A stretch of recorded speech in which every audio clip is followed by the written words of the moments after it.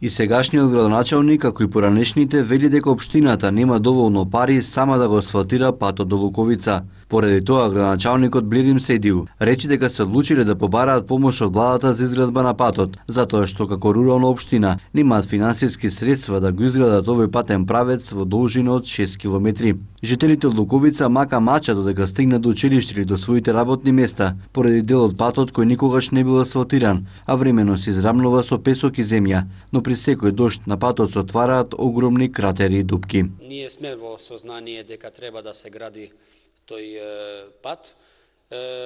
Како што знаете, руралните општини немаат сега финансиски сили сами да се соочуваат со овие проблеми, затоа ние ќе побараме помош и од владата да ни помогнат да го решиме овој проблем, пошто стварно луѓето таму и на учениците и на сите жители што живеат таму и треба тој пат. Првиот човек на општината најави дека до државните институции ќе аплицираат со повеќе проекти од областа на инфраструктурата и комуналиите. Особено во Агенцијата за развој на руралните региони.